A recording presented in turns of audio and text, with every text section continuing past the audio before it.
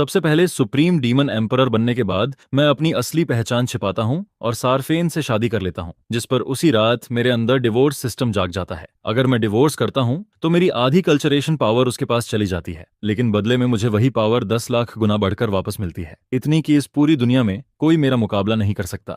लेकिन जो बात सिस्टम नहीं जानता वह यह है कि मैं पहले ही लगातार लड़ाई और किलिंग से थक चुका हूँ। अब मैं सिर्फ एक शांत और आम जिंदगी जीना चाहता हूँ। इसके बाद 1000 साल गुजर जाते हैं, मेरे 2 बेटियां और एक बेटा होता है और जिंदगी पूरी तरह खुशहाल फील होती है। लेकिन फिर वह दिन आता है जब सरफेन एम्परर रैंक तक पहुंच जाती है और सबके सामने मुझसे डिवोर्स की मांग करती है। मुझे एक वजह दो। जिसके जवाब में वह धीमी आवाज में कहती है, आई एम सॉरी, ये मेरी गलती है। मैंने इमैन्युलेट एम्परर थ्रोन अवेकन किया है और ज्यादा स्ट्रांग बनने के लिए मुझे अपने सारे इमोशनल बॉन्ड्स खत्म करने होंगे। यह कहते हुए वह अपनी आंखें बंद कर लेती है, क्योंकि वह मेरी तरफ देखने की हिम्मत तक नहीं जुटा पाती, जिस पर मुझे यह सब लगभग हंसी जैसा लगने लगता है। मेरे ऊपर और बच्चों के ऊपर वह पावर को चुनती है। तभी उसका मास्टर स्वर तेज आवाज में बीच में बोल पड़ता है, सरफेन, अब और समय बर्बाद नहीं कर सकते। तुम्हारी एम्परर ऑरा लगभग पूरी हो चुकी है। अगर अभी कोई रुकावट आई तो शायद तुम कभी एब्सोल्यूट पीक तक नहीं पहुंच पाओगी। लेकिन उसके बाद पूरी करने से पहले ही सिल्वारा कुछ फील करती है। एक ऐसी किलिंग इंटेंट पूरे माहौल में फैलती है कि वह वहीं ठिठक जाती है। ऐसा लगता है जैसे कोई भारी पहाड़ उसके ऊपर दबाव बना रहा हो, जिस पर वह तुरंत उस दिशा में देखती है जहां से यह ऑरा आ रही होती है। और जिस इंसान की वजह से उसका खून तक ठंडा पड़ रहा होता है वह यहीं खड़ा होता है। वह मैं हूं, एक ऐसा आदमी जिसने अभी तक एम्परर रैंक भी हासिल नहीं की है। उसी समय साराफीन आगे बढ़ती है और लगभग गिड़गिड़ाते हुए कहती है, प्लीज, मैं तुमसे विनती करती हूँ, इतने साल हमने साथ बिताए हैं, बस मुझे जाने दो। जिस पर मैं उसकी आंखों में सीधा देखता हूँ और अपनी विल सीधे उसकी सोल में भेज देता हूँ। बताओ, क्या कोई तुम्हें मजबूर कर रहा है? यह उसके लिए सच बोलने का आखिरी मौका होता है। सारफेन पूरी तरह शॉक हो जाती है। उसके दिमाग में सिर्फ एक ही ख्याल आता है, उसने grand emperor realm breakthrough कर लिया है, क्योंकि उससे कहीं ज्यादा ताकतवर इंसान ही उसकी सोल सी में इस तरह अपनी विल घुसा सकता है। वह अविश्वास से अपने पति को देखती है, लेकिन अगले ही पल उसकी आंखें फिर से मजबूत हो जाती हैं। कोई नहीं, आई एम सॉरी। यह सुनते ही मेरा चेहरा बर्फ की तरह ठंडा हो जाता है। तो फिर मैं तुम्हें शुभकामनाएं देता हूँ। इसके बाद मैं अपना हाथ उठाता हूँ और हेवेंस बॉन्ड मार्क, जो हमारे बॉन्डेड पार्टनर्स बनने के समय बना था, टुकड़ों में टूट जाता है। तभी सिस्टम की आवाज सुनाई देती है, congratulations player, divorce complete. Sherfane की कल्चरेशन पावर तुम्हारे मुकाबले लगभग ना के बराबर है। तुम्हारी करीब आधी पावर अब उसके पास ट्रांसफर हो रही है और अगले ही पल मेरी आधी कल्चरेशन पावर गायब हो जाती है, जिस पर सरफेन सीधे ग्रैंड एम्परर रियलम के फर्स्ट स्टेज से थर्ड सबस्टेज तक पहुंच जाती है। यह देखकर सिल्वारा का मुंह खुला का खुला रह जाता है। इनक्रेडिबल, यह सच में इनक्रेडिबल है। हाँ, इमैकुलेट एम्परर थ्रोन वास्तव में सारे बॉन्ड्स काटने की मांग करता है। यह डिवोर्स बिल्कुल सही फैसला था। तभी सिस्टम फिर से बोलता है, million fold culturation return successful. हालांकि प्लेयर की आधी कल्चरेशन पावर का 10 लाख गुना इस दुनिया की क्षमता से कहीं ज्यादा है, इसलिए इसे फिलहाल प्लेयर की सोल सी में स्टोर किया जाएगा। जब भी जरूरत हो, जितनी चाहो उतनी पावर ड्रॉ कर सकते हो। फ्रेंडली रिमाइंडर, यह दुनिया प्लेयर की पूरी पावर रिलीज होने को हैंडल नहीं कर सकती। अगर पूरी पावर एक साथ रिलीज हुई तो रियलिटी तक फट सकती है, इसलिए सावधान रहिए। गलती से भी इस ग्रह के हर लिविंग बीइंग को खत्म मत कर दीजिएगा। मैं सिस्टम नोटिफिकेशन को देखता हूँ, लेकिन मुझे जरा भी खुशी महसूस नहीं होती, क्योंकि मेरे सामने एक बच्चा रो रहा होता है और दूसरा पूरी तरह खामोश खड़ा होता है। डैड, क्या आप लोग सच में अलग हो रहे हो? जिस पर मैं धीरे से मोची के माथे पर हाथ फेरता हूँ। मोची, मत रो, मैं वादा करता हूँ डैड हमेशा तुमसे प्यार करेगा। अब मेरे अंदर बची हुई सारी गर्माहट सिर्फ मेरे बच्चों के लिए होती है। वहीं दूसरी तरफ सैराफीन जानती है कि इमैकुलेट एम्परर थ्रोन सिर्फ रोमांटिक बॉन्ड्स खत्म करने की मांग करता है, इसलिए वह बच्चों को अपने पास रखना चाहती है। किड्स, मैंने पहले भी तुमसे पूछा था, क्या तुमने फैसला कर लिया है? तुम मेरे साथ रहोगे या अपने फादर के साथ जाओगे? यह सुनकर LRA अपनी मुट्ठी इतनी जोर से भींच लेती है कि उसकी उंगलियां सफेद पड़ जाती हैं, लेकिन कोई भी बच्चा तुरंत जवाब नहीं देता। तभी सिल्वारा एक ब्लेड और एक स्वॉर्ड निकालती है। रेन, LRA, यह दोनों लेजेंडरी वेपन्स तुम्हारी मदर ने पहले से तुम्हारे लिए तैयार करवाए थे। यहाँ आओ, ये तुम्हारे हैं। अगर तुम अपनी मदर के साथ रहोगे तो तुम्हारा टैलेंट, तुम्हारी गिफ्ट्स और उसके रिसोर्सेज के सहारे एक दिन एम्परर रैंक तक पहुंचना तय है। जिस पर रेन, जो अब तक जमीन की तरफ देख रहा होता है, आखिरकार हिलता है। वह घुटनों के बल बैठ जाता है। फादर, आई एम सॉरी, मैं मदर के साथ जाना चाहता हूँ। मैं धीरे से उसके सिर पर हाथ रखता हूँ। आज के बाद मैं तुम्हें गाइड नहीं कर पाऊंगा। अपनी मदर की बात सुनना और मेहनत से ट्रेनिंग करना। इसके बाद वह उठता है और सार्फेन की तरफ चल देता है। जैसे ही वह उसके पास पहुंचता है, सिल्वारा जल्दी से वॉरब्लेड उसके हाथ में पकड़ा देती है, जिस पर रेन उसे देखकर ऐसे खुश हो जाता है जैसे उसे जिंदगी का सबसे बड़ा गिफ्ट मिल गया हो। फिर सिल्वारा संतुष्ट मुस्कान के साथ एलआरए की तरफ देखती है। एलआरए, इधर आओ, यह स्वॉर्ड तुम्हारी है। लेकिन यह सुनकर भी एलआरए की मुट्ठियां ढीली नहीं पड़ती। वह धीरे धीरे आगे बढ़ती है, लेकिन सार्फेन के पास पहुंचने के बाद वह अपनी मदर को घूरती है, फिर अपने भाई को पूरी नफरत भरी नजर से देखती है और अगले ही पल मुड़कर सीधे मेरी तरफ चली आती है। फादर, आपकी बेटी हमेशा आपके साथ खड़ी रहेगी। जिस पर मैं उसे देखता हूँ और मेरे अंदर जमी हुई बर्फ जैसे पिघलने लगती है। एलआरए, क्या तुम्हें यकीन है? लेकिन एलआरए अपनी मदर की तरफ देखती तक नहीं। सरफेन, मैं अभी छोटी हो सकती हूँ, लेकिन मैं सब समझती हूँ। जिस पर सरफेन समझाने की कोशिश करती है। एलआरए, तुम अभी छोटी हो, तुम्हें पूरी स्थिति समझ नहीं आ रही। अपने फ्यूचर के बारे में सोचो। अगर तुम अपने फादर के साथ गई तो कभी एम्परर रैंक तक नहीं पहुंच पाओगी। लेकिन एलआरए बिना हिचकिचाए जवाब देती है, तुम लोगों के बिना भी मैं खुद एम्परर रैंक तक पहुंच जाऊंगी। जैसे ही रेन कुछ बोलने की कोशिश करता है, एलआरए उसे बीच में ही रोक देती है। एक शब्द भी मत बोलो। अगर तुमने एक और बात कही तो मेरा कोई भाई नहीं रहेगा। वह पूरी तरह जानती है कि वह क्या कर रही है, क्योंकि एक ऐसी मदर के मुकाबले जो हमेशा ट्रेनिंग में व्यस्त रही, उसके फादर का प्यार कभी एक भी चीज मिस नहीं करता। यह सुनकर रेन सिर झुका लेता है, लेकिन अंदर ही अंदर वह सोचता है कि उसकी बहन इमोशन में बहकर गलत फैसला ले रही है। उसे यकीन होता है कि उनकी मदर के रिसोर्सेज के बिना वे दोनों अपनी जनरेशन के टॉप प्रोडिजीज कभी नहीं बन पाते। उधर आसपास खड़े लोग भी आपस में बातें करने लगते हैं। सरफेन सीधे late stage grand emperor realm तक पहुंच गई है। इतना टैलेंट होने का मतलब है कि वह सेलेस्टियल रेल्म की सबसे ताकतवर लोगों में से एक बनेगी। उसका साथ छोड़ना उस लड़की की जिंदगी की सबसे बड़ी गलती होगी। लेकिन सैराफीन समझ जाती है कि एलआरए अपना फैसला कर चुकी है, जिस पर वह अपनी छोटी बेटी की तरफ मुड़ती है। मोची, और तुम? मोची मेरा हाथ कसकर पकड़ लेती है। मदर बहुत बुरी है, मैं आपसे कभी बात नहीं करूंगी। यह सुनकर सार्फेन के चेहरे पर अनगिनत भाव उभर आते हैं। मोची, इधर आओ, मैं सेलेस्टियल रियलम के सबसे मशहूर कुलिनरी मास्टर्स को हायर करूंगी। वे तुम्हारे लिए हर दिन स्वादिष्ट खाना और पेस्ट्रीज बनाएंगे। आप बुरी इंसान हो, मुझसे बात मत करो। डैड, चलो यहाँ से, मुझे यहाँ नहीं रहना। मैं अपनी छोटी बेटी का टूटा हुआ चेहरा देखता हूँ। मोची, अपनी आंखें बंद करो और थोड़ा आराम करो। डैड को बस एक पल चाहिए, फिर हम यहाँ से चले जाएंगे। लेकिन मेरी बात पूरी होने से पहले ही मोची मेरी बाहों में सो जाती है, जिस पर मैं उसे एलआरए को सौंप देता हूँ और सरफेन के सामने जाकर खड़ा हो जाता हूँ, ठंडा और पूरी तरह डिटैच्ड। कुछ देर पहले डिवोर्स फाइनलाइज होने के बाद मुझे कोई फ्यूचर नजर नहीं आ रहा था, लेकिन जिस पल मेरी बेटियों ने मुझे चुना, उसी पल मेरे सामने एक नई राह खुल जाती है। ग्रैंड एम्परर रियलम, इम्प्रेसिव विदडिए। उम्मीद करता हूँ कि एक दिन तुम हमारी बेटियों से भी ज्यादा स्ट्रांग बनो। मैं इससे ज्यादा क्रूर कुछ नहीं कहता, क्योंकि एक समय ऐसा था जब मैं सच में इस औरत से प्यार करता था, लेकिन अगले ही पल मैं स्वर का गला पकड़ लेता हूँ। तुमने मेरे बच्चों को मैनिपुलेट करने के लिए हर ट्रिक इस्तेमाल की। तुम अभी भी जिंदा सिर्फ इसलिए हो क्योंकि तुम उसकी मास्टर हो, और क्योंकि मेरे बच्चे देख रहे हैं, वरना अब तक तुम मर चुकी होती। इसके बाद मैं उसे एक तरफ फेंक देता हूँ और अपने बेटे की तरफ मुड़ता हूँ। मेरे जाने के बाद अपना ख्याल रखना। फिर मैं यारा और अपने पुराने दोस्त होल्ड के पास जाता हूँ। मैं जा रहा हूँ, वापस आने का कोई इरादा नहीं है। इसे मेरा फेयरवेल समझो। यह सुनकर होल्ट की आंखों में अपराध बोध साफ दिखाई देता है, क्योंकि अभी जो दोनों लेजेंडरी वेपन्स स्वरा ने निकाले थे, वे उसी ने बनाए थे। केन, मैं भी यहाँ नहीं रुकना चाहता, चलो साथ चलते हैं। जिसके जवाब में मैं सिर हिलाता हूँ। नहीं होल्ट, मैं डीमन रियलम जा रहा हूँ, वहीं मेरा घर है। अपना सोल मैसेज जेड हमेशा साथ रखना। अगर कभी मुझे ढूंढना चाहो डीमन रियलम आ जाना, मैं किसी को तुम्हें लेने भेज दूंगा। अपना ख्याल रखना। इसके बाद मैं आसमान में उठता हूँ और पहली बार अपनी असली कल्टिवेशन ऑरा को खुलकर सांस लेने देता हूँ।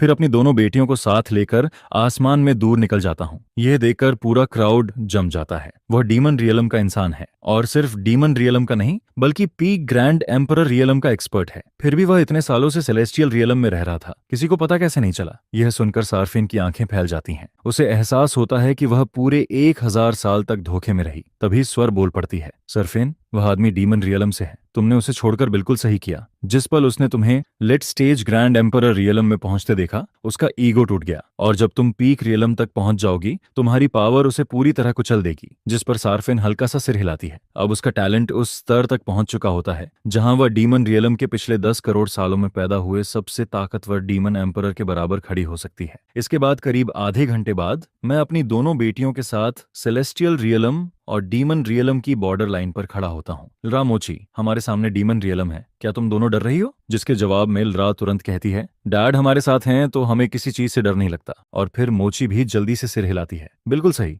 मोची को भी बिल्कुल डर नहीं लगता। यह सुनकर मैं मुस्कुराते हुए दोनों के सिर पर हाथ फेरता हूँ। तुम्हें सच में डरने की जरूरत नहीं है, क्योंकि तुम्हारे डैड बहुत लंबे समय से अनबीटेबल हैं। जिस पर LRA मुझे अजीब नजरों से देखती है। डैड, क्या आप सच में इतने अनबीटेबल हो? आपने तो हमेशा हमें सिखाया है कि दुनिया में हमेशा कोई न कोई हमसे ज्यादा स्ट्रांग होता है और कभी एरोगेंट नहीं बनना चाहिए। जिसके जवाब में मैं हंस पड़ता हूँ। वह रूल तुम लोगों पर लागू होता है, लेकिन तुम्हारे डैड एक्सेप्शन है, क्योंकि मैं वही इंसान हूँ जिसके बारे में बाकी सब लोग बात करते हैं। यह सुनकर LRA अपना मुंह ढककर जोर से हंसने लगती है। डैड, आप सच में बहुत शेमलेस हो। हाँ हाँ हाँ, डैड की बात में थोड़ा लॉजिक तो है, लेकिन सिर्फ थोड़ा सा। मैं अपनी दोनों बेटियों को हंसते हुए देखता हूँ और मेरे अंदर बचा हुआ हर अंधेरा धीरे धीरे गायब होने लगता है। ठीक है, चलो चलते हैं। डैड तुम्हें डीमन रियलम घुमाने ले जा रहे हैं, बुलाता कहते हैं। यह सुनते ही मोची की आंखें चमक उठती हैं। डैड, डीमन रियल में अच्छा खाना बहुत मिलता है क्या? बहुत ज्यादा। और मैं एक पुराने डीमन को जानता हूँ जिसकी कुकिंग पूरी तरह लेजेंडरी है, लेकिन उससे पहले मुझे तुम्हें एक जगह ले जाना है। इसके बाद कुछ ही देर में मैं उन्हें जमीन के काफी नीचे लेकर पहुंच जाता हूँ। डैड, हम कहाँ हैं? ये मेरा पुराना वॉल्ट है, जब मैं डीमन रियलम में रहता था। फिर मैं मुस्कुराते हुए कहता हूँ,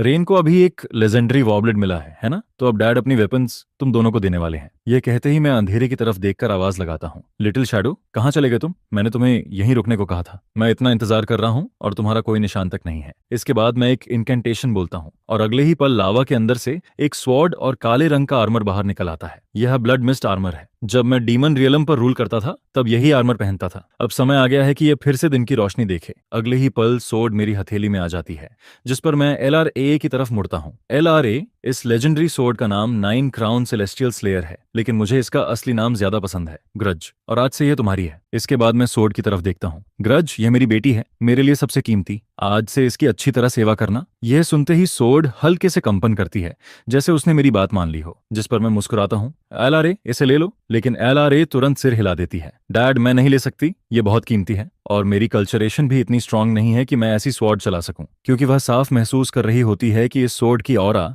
उसके भाई की ब्लेड से हजारों गुना ज्यादा ताकतवर है। जिसके जवाब में मैं शांत आवाज में कहता हूँ, LRA, इसकी चिंता मत करो, तुम मेरे ब्लड लाइन से हो। इस पूरी दुनिया में ऐसी कोई चीज नहीं है जिसके लायक तुम नहीं हो। सिर्फ ऐसी चीजें हैं जिन्हें शायद तुम खुद नहीं चाहती। यह सुनकर LRA हंस पड़ती है। डैड, यह सुनने में काफी कूल था, लेकिन फिर भी मुझे थोड़ा फनी लगा। जिस पर मैं भी हल्का सा हंसता हूँ। तो फिर इसकी आदत डाल लो, क्योंकि अब हम डीमन रियलम में हैं और यहाँ मुझे खुद को थोड़ा अलग तरीके से कैरी करना पड़ेगा। ये जगह बहुत ब्रूटल है। सिटेलियल रियलम की सोशल नाइसिटीज जैसी नहीं। यहाँ सिर्फ एक चीज मायने रखती है, सबसे जोर से कौन मार सकता है। यही यहाँ का लॉ है। इसलिए डैड को यह सुनिश्चित करना होगा कि तुम दोनों पूरी तरह इक्विप्ड रहो। इसके बाद मैं स्वॉर्ड उसके हाथों में रख देता हूँ। फिर मोची की तरफ मुड़ता हूँ। मोची, डैड के पास तुम्हारे लिए भी कुछ स्पेशल है। जिस पर ब्लड मिस्ट आर्मर अचानक छोटा होने लगता है और धीरे धीरे मोची की तरफ उड़ता है। डैड, क्या यह मेरे लिए है? लेकिन यह थोड़ा अगली लग रहा है। यह सुनते ही आर्मर सचमुच कांप जाता है, जिस पर मुझे हंसी आ जाती है। ब्लड मिस्ट आर्मर, सुना तुमने? मेरी बेटी को तुम्हारा यह रूप पसंद नहीं आया। अपना रूप बदलो, ऐसा बनो जिसे कोई बच्चा पसंद करे। अगले ही पल वह डरावना काला आर्मर बदलकर बेहद प्यारा और क्यूट बन जाता है, जिस पर मोची की आंखें चमक उठती हैं।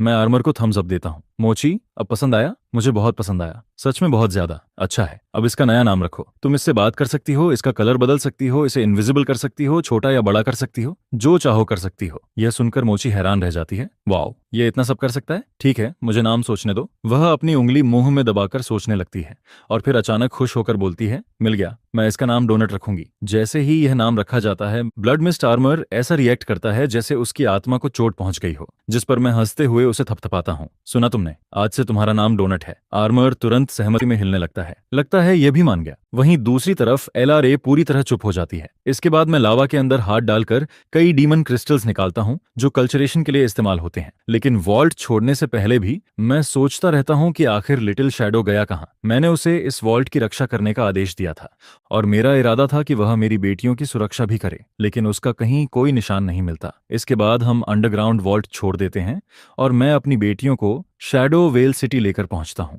यहाँ एक पुराना एक्वाइंटेंस रहता है। उसका कल्टीवेशन सैंक्टम मेरी बेटियों के लिए बिल्कुल परफेक्ट होगा। शैडो वेल सिटी की सड़कों पर चलते हुए LRA चारों तरफ देखती है। डैड, यह सिटी मेरी इमेजिनेशन जैसी बिल्कुल नहीं है। मुझे लगा था यहाँ हर जगह केओस होगा, लेकिन तभी वह अचानक आसमान की तरफ देखकर चिल्लाती है, डैड देखो, ऊपर लोग लड़ रहे हैं। हम आसमान की तरफ देखते हैं, जहां कुछ आदमी एक रेड ड्रेस पहनी हुई लड़की को चारों तरफ से घेर चुके होते हैं। इसे जाने नहीं देंगे, आज की रात मजेदार होने वाली है। दूसरा आदमी हंसते हुए कहता है, मजा बाद में, पहले वह चीज मायने रखती है जो इसके पास है। हालांकि देखने में ये काफी खूबसूरत है। यह देखकर एलआरए तुरंत मेरी तरफ देखती है, डैड वे लोग उसे टारगेट कर रहे हैं, तो तुम उसकी मदद करना चाहती हो? मैं पहले से जानता हूं कि मेरी बेटी ऐसी चीज को इग्नोर नहीं कर सकती, जिस पर एलआरए थोड़ी झिझकती है। शायद मुझे बीच में नहीं पड़ना चाहिए। रुको, मैं अभी भी सेलेस्टियल रियलम के तरीकों से सोच रही हूँ। अगर मैंने दखल दिया और बाकी लोग भी मेरे खिलाफ आ गए तो? लेकिन मैं बिल्कुल बेफिक्र दिखाई देता हूँ। जितने भी आएंगे डैड संभाल लेंगे। जाओ और जो करना चाहो करो, किसी बात की चिंता मत करो। बस यही सुनना एलआरए के लिए काफी होता है। डैड मैं जा रही हूँ, जाओ और अपनी नई स्वॉर्ड को अच्छे से टेस्ट भी कर लेना। अगले ही पल एलआरए बिजली की तरह गायब हो जाती है और रेड ड्रेस वाली लड़की के पास पहुंच जाती है। मैं तुम्हारी मदद करती हूँ, यह कहते हुए वह स्वॉर्ड घुमाती है और सिर्फ एक फ्लैश में एक अटैकर की मौत हो जाती है। यह देखकर बाकी चारों आदमी तुरंत सतर्क हो जाते हैं, खासकर तब जब वे एलआरए के हाथ में मौजूद स्वॉर्ड को देखते हैं। उधर रेड ड्रेस वाली लड़की की उम्मीद फिर से टूटने लगती है। एक पल पहले उसे राहत मिली थी, लेकिन अब उसे लगता है कि कोई भी मदद मुफ्त में नहीं आती। वहीं दूसरी तरफ एलआरए अपनी स्वॉर्ड को देखकर शॉक रह जाती है। ये उसके भाई के वेपन की ही कैटेगरी की स्वॉर्ड है, लेकिन सिर्फ एक कैजुअल स्विंग ने किसी की जान ले ली। तभी कोई जोर से चिल्लाता है, सब लोग सुनो, सेलेस्टियल रियलम की एक आउटसाइडर डीमन रियलम में घुस आई है और इसने हमारे लोगों में से एक को मार दिया। इसके पास 10th टियर सोर्ड है, इसे मिलकर मार गिराओ। जो इसे मारेगा सोर्ड उसी की होगी। यह सुनते ही चारों दिशाओं से डीमन रेल्म फाइटर्स टूट पड़ते हैं, लेकिन एलआरए बिल्कुल शांत रहती है और मुझे सोल मैसेज भेजती है, रेडी? जिसके जवाब में मैं मुस्कुराता हूँ। जितनी ताकत से चाहो अटैक करो, मुझे उसकी सुरक्षा की बिल्कुल चिंता नहीं होती, क्योंकि यहाँ मौजूद हर चीज मेरे कंट्रोल में होती है। जिस पर एलआरए पूरी ताकत से भीड़ के बीच टूट पड़ती है और रेड ड्रेस वाली लड़की को लोग लगभग भूल ही जाते हैं। वह एलआरए को चारों तरफ से घिरा हुआ देखती है। उसके सामने दो रास्ते होते हैं। अभी भागना सबसे आसान विकल्प है, लेकिन थोड़ी देर सोचने के बाद वह दांत भींचती है और एलआरए के साथ लड़ने का फैसला कर लेती है, जिस पर वह वापस बैटल में कूद पड़ती है। मैं उसे देखकर हल्का सा सिर हिलाता हूँ। बुरा नहीं, इस लड़की में ऑनर है, कम से कम भागी तो नहीं। लेकिन तभी मुझे कुछ अजीब महसूस होता है। रुको, ये लड़की किसी जानी पहचानी इंसान जैसी क्यों लग रही है? मैं आगे सोच ही रहा होता हूँ कि तभी एक ठंडी और खतरनाक आवाज पूरे आसमान में गूंजती है, 10th टियर स्वॉर्ड, आज का दिन सच में भाग्यशाली है। तुम दोनों इसे मुझे सौंप दो। यह सुनते ही बाकी लोग घबरा जाते हैं। बुरा हो गया, वह सीक्रेट किंग रेल्म कल्टिवेटर है। उसके सामने यह सोर्ड पाना हमारे लिए नामुमकिन है। लेकिन अगले ही पल उस बूढ़े आदमी की नजर मुझ पर पड़ती है और उसकी आवाज गले में अटक जाती है, ग्रैंड एम्परर रेल्म। यह जूनियर अंधा था। सीनियर आप जारी रखिए, मैं अभी चला जाता हूँ। लेकिन मैं उसे रोक देता हूँ। रुको, मुझे अभी कुछ सेकंड पहले वाला तुम्हारा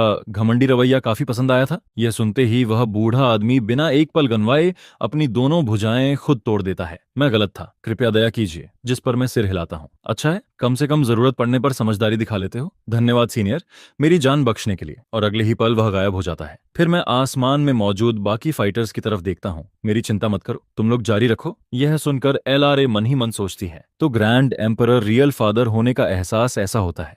लेकिन उसके आसपास मौजूद फाइटर्स बेवकूफ नहीं होते। वे सभी एक साथ भागने की कोशिश करते हैं, जिस पर मैं सिर्फ अपना हाथ उठाता हूँ और अगले ही पल एक कंटेनमेंट बैरियर पूरे आसमान को सील कर देता है। नहीं, वे पूरी ताकत से बैरियर पर अटैक करते हैं, लेकिन बैरियर हल्का सा भी नहीं हिलता, जिस पर एलआरए और रेड ड्रेस वाली लड़की तुरंत अटैक शुरू कर देती हैं। और सिर्फ 2.5 मिनट बाद जितने भी फाइटर्स एलआरए पर टूट पड़े थे, उन सभी की लाशें जमीन पर बिखरी पड़ी होती हैं। इसके बाद एलआरए तेजी से मेरे पास लौट आती है। डैड, ये स्वॉर्ड मेरे लिए बिल्कुल परफेक्ट है। जिस पर मैं हल्का सा सिर हिलाता हूँ।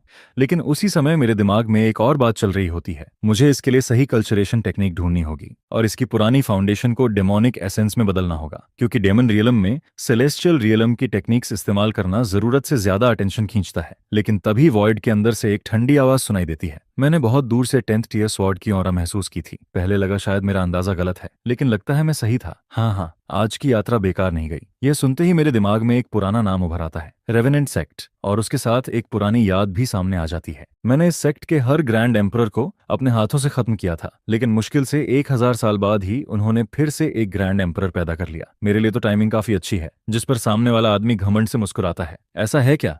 अगर मुझे सही याद है तो कुछ देर पहले भी किसी ने यही बात कही थी।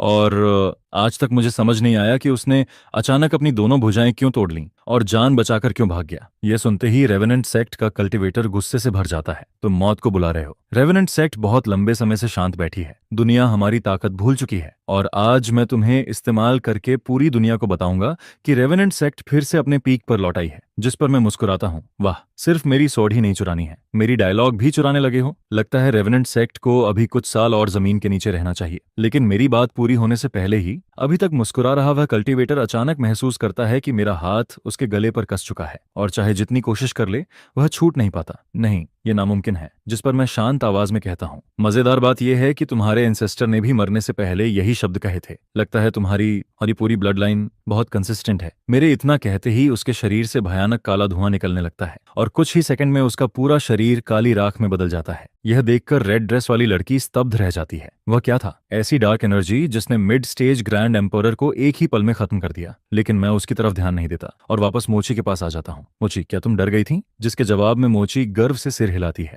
बिल्कुल नहीं, मुझे तो अभी डैड बहुत कूल लग रहे थे। यह सुनकर मैं अपनी छोटी बेटी को देखता हूँ और मन ही मन सोचता हूँ, मेरे इस छोटे ट्रेजर में सच में कुछ खास है। आखिर यह मेरी ब्लड लाइन से जो है। लेकिन तभी पूरे आसमान में डरावने स्टॉर्म क्लाउड्स छा जाते हैं और उनके साथ एक गूंजती हुई बुजुर्ग आवाज सुनाई देती है। मेरे सिटी में मारने की हिम्मत किसने की? अगले ही पल एक भारी दबाव पूरे इलाके पर उतर आता है, जिस पर आसपास मौजूद लोग घबरा जाते हैं। सिटी लॉर्ड आ गए। जिसने भी ये किया है अब उसका अंत तय है। दूसरा व्यक्ति तुरंत कहता है, तुम जानते भी हो वह कौन है? शैडो सिटी का लॉर्ड, पूरे डीमन रियलम के सबसे ताकतवर लोगों में से एक है, पीक ग्रैंड एम्परर रियलम। लेकिन यह सुनकर मैं सिर्फ हल्का सा मुस्कुरा देता हूँ। ये बूढ़ा अभी भी शो ऑफ करना नहीं भूला। इसके बाद बादलों के बीच से एक आकृति धीरे धीरे नीचे उतरती है। कौन सा तुच्छ प्राणी इतनी हिम्मत करता है? अपना नाम बताओ। जिस पर मैं आराम से जवाब देता हूँ, तुम्हारा ग्रैंडफादर। अब नीचे आओ और रिस्पेक्ट दिखाओ। यह सुनते ही वह गुस्से से भर उठता है। तुम्हारी हिम्मत कैसे हुई? लेकिन अगले ही पल वह अचानक रुक जाता है। रुको, क्या मैं सही देख रहा हूँ? और उसके साथ ही पूरे आसमान से स्टॉर्म क्लाउड्स और प्रेशर गायब हो जाते हैं। फिर वह सीधे मेरे पास उतरता है और जोर से हंस पड़ता है। मुझे पता था, तुम मुसीबतों के पुतले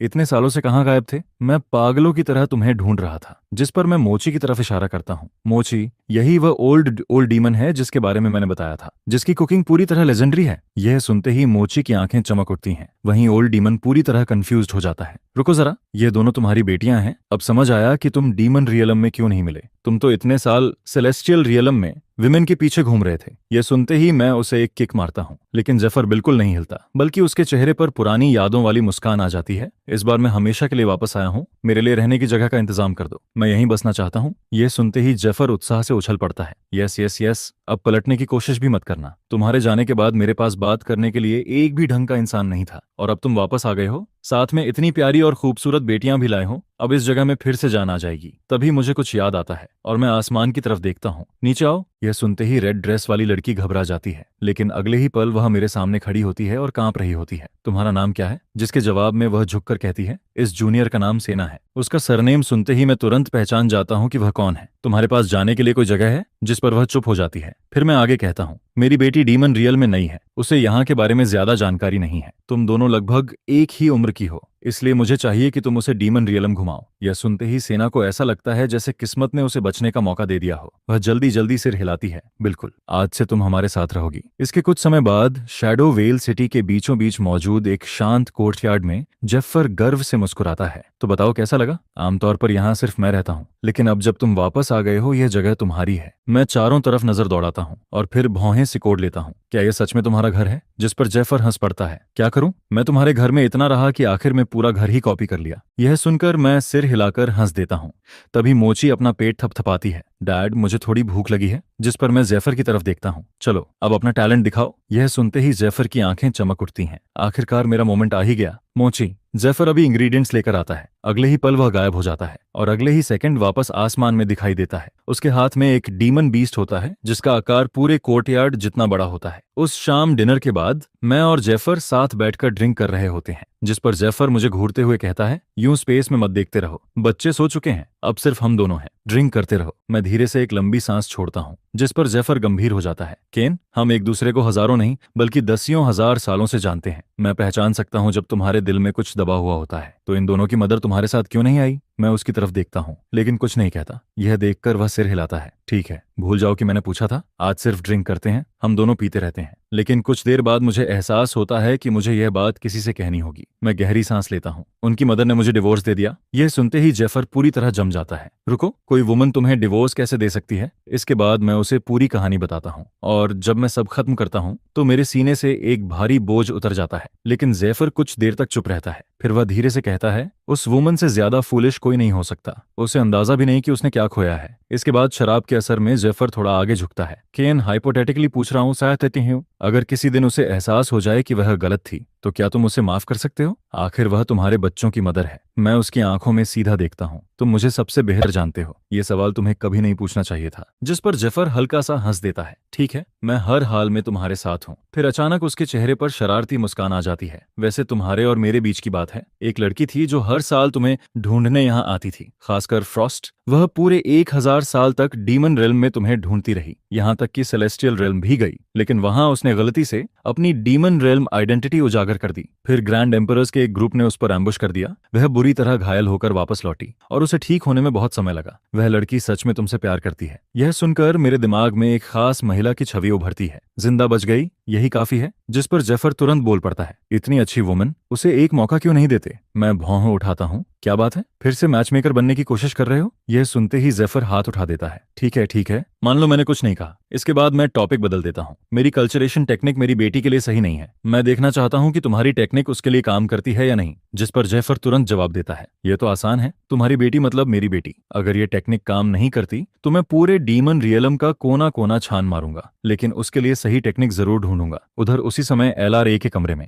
एलआरए, मुझे नींद नहीं आ रही। जिस पर एलआरए अपनी छोटी बहन के बाल सहलाती है। क्या हुआ? मोची कुछ देर चुप रहती है, फिर धीरे से कहती है, मैं मदर से नफरत करती हूँ, मुझे पता है करती हूँ, लेकिन फिर भी। एलआरए उसके सिर पर हाथ फेरती है। उनके बारे में मत सोचो, हमारे पास डैड है, यही काफी है। जिस पर मोची धीरे से पूछती है, एलआरए, क्या हम मदर से फिर कभी मिलेंगे? मिलेंगे? कब? जब हम दोनों ग्रैंड एम्परर रियलम तक पहुंच जाएंगे, तब हम साथ जाकर उनसे मिलेंगे। मोची की आंखें चमक उठती हैं। सच में? जिस पर एलआरए की आंखों में दृढ़ता दिखाई देती है। और उस दिन मैं उन्हें खुद हराऊंगी और दिखाऊंगी कि उनका फैसला गलत था। यह सुनकर मोची भी मुट्ठी भींच लेती है। ठीक है, तो फिर मोची भी मेहनत से ट्रेनिंग करेगी, हम दोनों मिलकर उन्हें हराएंगे। अगली सुबह मैं अपनी दोनों बेटियों को ट्रेनिंग हॉल में लेकर जाता हूँ। जेफर, टेक्निक पास डाउन करो। एलआरए जेफर के सामने क्रॉस लेग्ड बैठ जाती है और जेफर की उंगलियों से हल्की रोशनी निकलने लगती है। लेकिन तभी एलआरए अचानक बोल पड़ती है, जेफर, क्या आप उस छोटे लाइटनिंग बॉल को थोड़ा दूर कर सकते हो? उसकी वजह से मेरा ध्यान भटक रहा है। यह सुनकर जेफर मेरी तरफ देखता है और मैं सपाट आवाज में कहता हूँ, ये मैनेज हो जाना चाहिए। जिस पर जेफर तुरंत सिर हिलाता है। कुछ देर बाद एलआरए गहरे फोकस में चली जाती है, लेकिन तभी सबसे आखिरी इंसान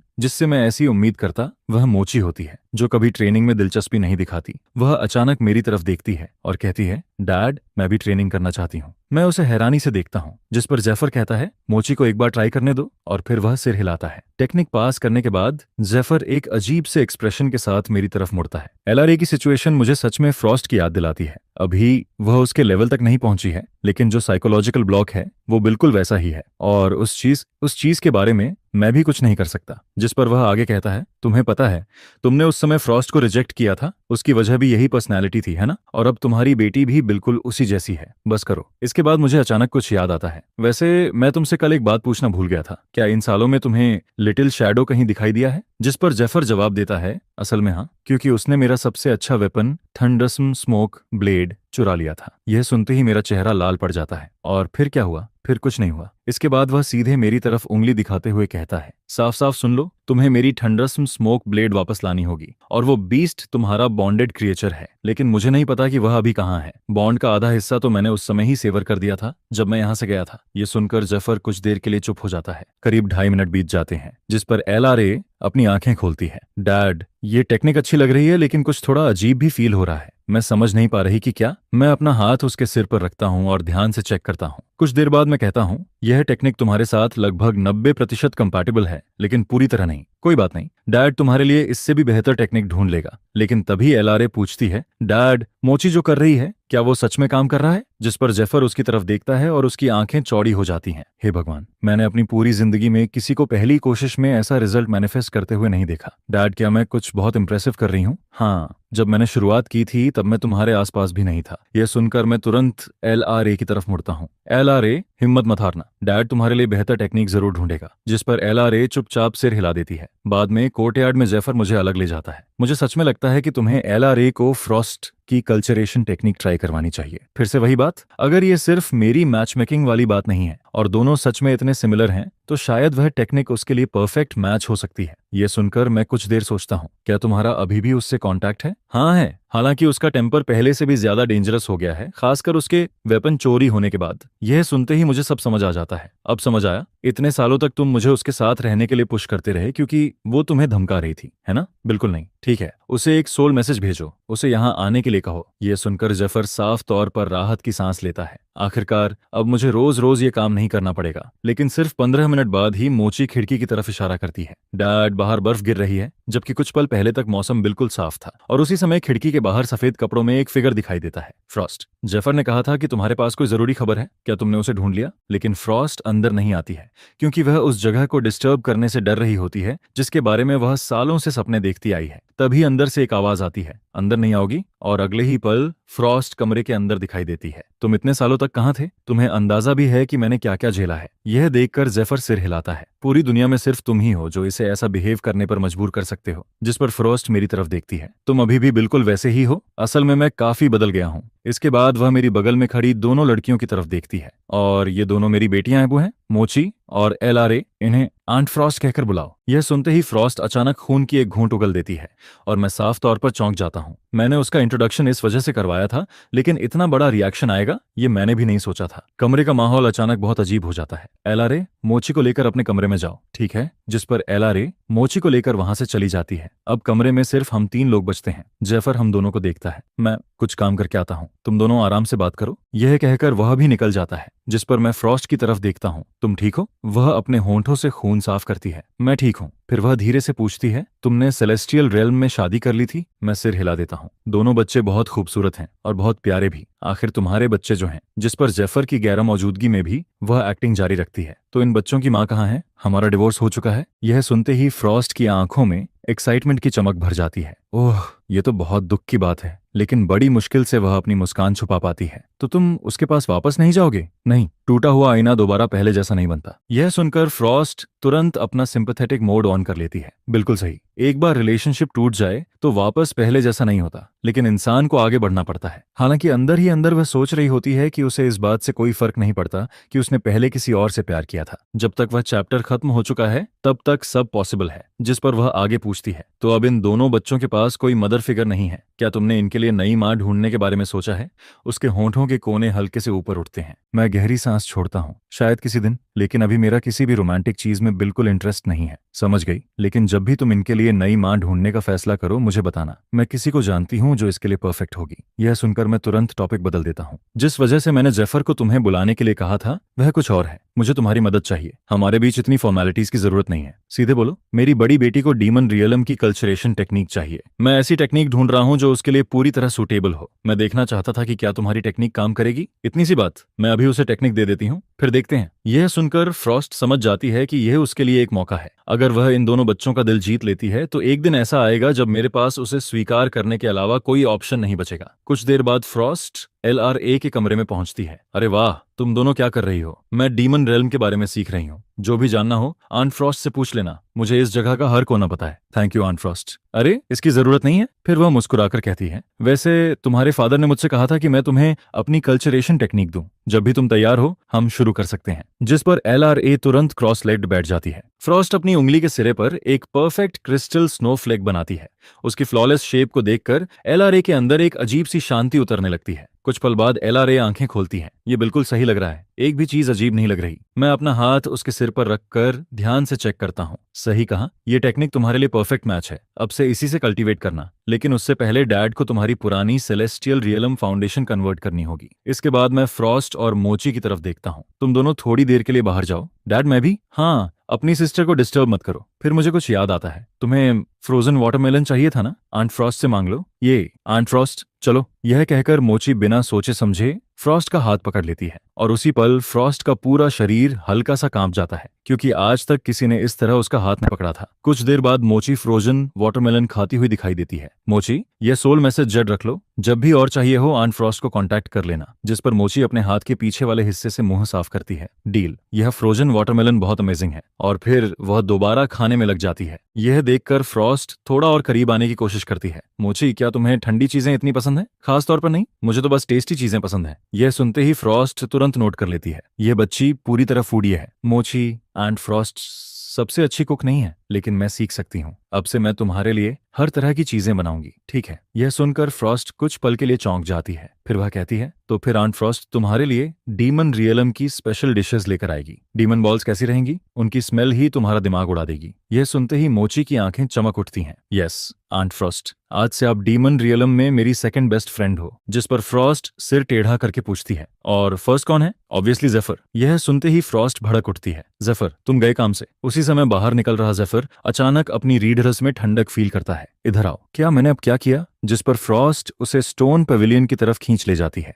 उसका पूरा एक्सप्रेशन बर्फ जैसा ठंडा हो चुका होता है। मुझे कुछ सवाल पूछने हैं। जेफर हल्का सा कांप जाता है। क्या तुम मेरे साथ थोड़ा अच्छा बिहेव नहीं कर सकती? मैं इतने समय से तुम्हारे लिए अच्छी बातें ही कर रहा हूँ। तुम इस पर यकीन करना मुश्किल है। ठीक है, अच्छे काम का यही रिवॉर्ड मिलता है। जो जानना है पूछ लो। कुछ देर बाद जेफर उसे सारी बातें बता देता है। सब कुछ सुनने के बाद फ्रॉस्ट पूरी तरह स्टन्ड रह जाती है। कोई तरीका नहीं? वह औरत सच में हैरान कर देने वाली हद तक बेवकूफ थी। सही कहा, मैंने भी यही सोचा था। लेकिन अगले ही पल फ्रॉस्ट खुद को रोकती है। नहीं, मुझे उसे बेवकूफ नहीं कहना चाहिए। अगर उसने सच में उसकी वैल्यू की होती तो मुझे ऐसा मौका कभी नहीं मिलता। और फिर वह धीरे से मुस्कुराती है। और केन को मैं जितना जानती हूँ वह कभी वापस नहीं जाएगा। जिसका मतलब है कि तुम्हें बस थोड़ा एफर्ट करना है, और अगर ऐसा किया तो उसके दिल में जगह बनाने के चांसेस सच में काफी अच्छे हैं। तुम जानते हो क्या, अब मुझे लगने लगा है कि तुम उतने भी बुरे नहीं हो। आज मैं तुम्हें नहीं मारूंगी। जिस पर जेफर तुरंत चुप हो जाता है। करीब आधे घंटे बाद मैं सफलतापूर्वक ALRA की कल्टीवेशन फाउंडेशन को डीमन रियलम के साथ कंपैटिबल फाउंडेशन में कन्वर्ट कर देता हूँ। इतना ही नहीं, इस प्रोसेस में मैं उसे एक पूरा मेजर रियलम भी ऊपर पहुंचा देता हूँ। इसके बाद मैं ALRA को लेकर गार्डन में आता हूँ।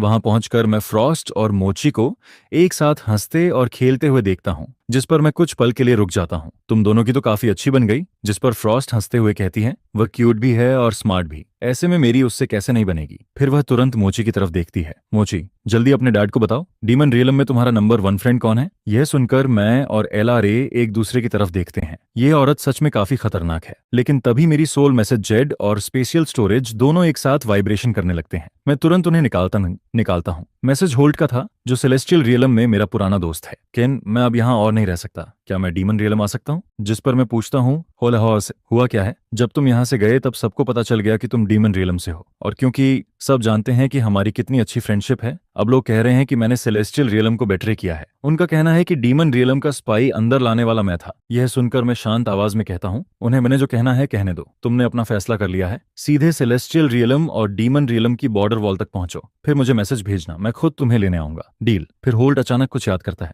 एक बात बताना भूल गया, तुम्हारी फॉर्मर सिस्टर इन लॉ यारा भी मेरे साथ आने की जिद कर रही है। मैं सिर हिला देता हूँ, क्योंकि यारा हमेशा मेरे और बच्चों के साथ अच्छा व्यवहार करती आई थी। सोल मैसेज खत्म होते ही मेरी दोनों बेटियां मेरे पास आ जाती हैं। क्या होल और यारा यहाँ आने वाले हैं? मैं सिर हिलाता हूँ, जिस पर दोनों के चेहरे एक्साइटमेंट से चमक उठते हैं। लेकिन फ्रॉस्ट ये सुनते ही अपनी आंखें सिकोड़ लेती हैं। परफेक्ट, मैं भी देखना चाहती हूँ कि उस औरत की सिस्टर कैसी है। उधर सेलेस्टियल रियलम के एक भव्य हॉल के अंदर, सेराफिन, क्या तुम चाहती हो कि मैं बच्चों तक कोई मैसेज पहुंचाऊं? जिस पर सेराफिन अपनी आंखें बंद करती है, गहरी सांस लेती है और फिर धीमी आवाज में कहती है, उन्हें बता देना कि उनकी माँ की अपनी जिंदगी है और उनसे कहना कि मुझसे नफरत मत करें। इसके बाद वह कुछ पल रुकती है, और तुम भी अपना ध्यान रखना, जल्दी वापस आना। जितना ज्यादा समय तुम डीमन रियल में रहोगे उतना ज्यादा खतरा होगा। यह सुनकर यारा बिना कुछ कहे वहां से चली जाती है। उसका पूरा मूड पूरी तरह गिर चुका था। अगले दिन होल्ट और यारा दोनों बॉर्डर वॉल पर पहुंच जाते हैं। जिस पर होल्ट सोल मैसेज जेड निकालता है, केन, हम बॉर्डर वॉल तक पहुंच गए हैं, तुम कहां हो? मैसेज भेजने के कुछ समय बाद ही उनके सामने अचानक एक फिगर प्रकट होता है। मुझे देखते ही होल्ट मुस्कुरा देता है। डेमन रियलम में पहली बार आया हूं, बेहतर होगा कि तुम हमें सेफ रखो। मैं हल्का सा हंसता हूं। रिलैक्स, डेमन रियलम में अब कोई तुम्हें छू भी नहीं सकता। चलो, लड़कियां तुम्हारा इंतजार कर रही हैं। कुछ देर बाद मैं सबको वापस कोर्टयार्ड में ले आता हूँ। एक छोटी सी इंट्रोडक्शन के बाद फ्रॉस्ट अचानक मेरी तरफ इशारा करती है। ओह हाँ, मैं अपना इंट्रोडक्शन देना तो भूल ही गई। मैं भी इनकी एडमायर हूँ। यह सुनते ही पूरा माहौल ऑकवर्ड हो जाता है। मैं अविश्वास से फ्रॉस्ट की तरफ देखने लगता हूँ, जिस पर होल्ट हंस पड़ता है। हाँ, लगता है केन यहाँ आकर और भी ज्यादा पॉपुलर हो गया है। लेकिन अगले ही पल होल्ट फ्रॉस्ट को ध्यान से देखने लगता है। रुको जरा, क्या ये वही डीमन रियलम फाइटर नहीं है जिसे एक बार सेलेस्टियल रियलम के कल्टीवेटर्स ने चारों तरफ से घेर लिया था? यह सुनकर मुझे तुरंत समझ आ जाता है कि बात किस तरफ जा रही है। तुम लोग बहुत लंबा सफर तय करके आए हो, जरूर थक गए होगे, पहले थोड़ा आराम कर लो। लेकिन तभी होल्ट अचानक पूछता है, केन, क्या सच में तुम्हारा और सेराफिन का सब खत्म हो चुका है? अगर मैं किसी भी तरह मदद कर सकता हूँ तो पूरी कोशिश करूंगा। आखिर तुम दोनों को मिलाने वाला मैं ही था। मैं सिर हिला देता हूँ। जरूरत नहीं है, जो हो गया उसे जाने दो, ठीक है? जिस पर होल्ट मुस्कुराता है, तो फिर मैं यहीं बस जाऊंगा। वैसे भी मुझे हमेशा से वेपन फोर्जिंग पसंद रही है। बाहरी दुनिया में क्या हो रहा है उससे मुझे कोई फर्क नहीं पड़ता। बस मेरे लिए एक फोर्जिंग रूम बनवा दो, मैं खुश हूँ। फिर उसकी नजर मोची और एलआरए पर जाती है। सबसे जरूरी बात, मुझे तुम्हारी दोनों बेटियां सच में बहुत पसंद हैं। मैं इन्हें हेल्दी तरीके से बड़ा होते देखना चाहता हूँ। यह कहते हुए उसकी आंखों में दर्द की एक झलक गुजरती है, क्योंकि मैं पहले से जानता हूँ कि होल्ट की भी एक बेटी थी, लेकिन वह बहुत छोटी उम्र में ही दुनिया छोड़ गई थी। जिस पर मैं धीरे से कहता हूँ, ठीक है, मैं तुम्हारे लिए फोर्जिंग रूम बनवा दूंगा। तुम डीमन रियल में नए हो, मैं यह भी सुनिश्चित करूंगा कि तुम्हारी पूरी देखभाल हो। होल्ट हंस पड़ता है। मैं सिर्फ फायदा नहीं उठा सकता। जब भी तुम्हें कोई वेपन फोर्स करवाना हो मेरे पास आ जाना, मैं फ्री में करूंगा। मैं भी मुस्कुरा देता हूँ। डील। और यह बात तुमने खुद कही है, मैं इस फ्री लेबर का पूरा फायदा उठाने वाला हूँ। कुछ देर बाद मैं हॉलवे में पहुंचता हूँ। उसी समय यारा एलआरए के कमरे से बाहर निकलती है। केन, क्या मैं तुमसे अकेले में बात कर सकती हूँ? मैं कुछ पल रुकता हूँ और फिर सिर हिला देता हूँ। इसके बाद हम दोनों गार्डन की तरफ बढ़ते हैं, लेकिन फ्रॉस्ट यह सब देख लेती है और तुरंत जेफर की तरफ मुड़ती है। उसकी सिस्टर उससे अलग हो चुकी है, फिर भी वह उसे उसी नाम से क्यों बुला रही है और अकेले में उसके साथ क्यों जा रही है? उसे पता नहीं ये कैसा दिखता है। जिस पर जेफर परेशान होकर कहता है, इतनी बड़ी बात क्या है? वह सालों से उसे इसी नाम से बुलाती आई है। ये आदत अचानक थोड़ी खत्म हो जाएगी।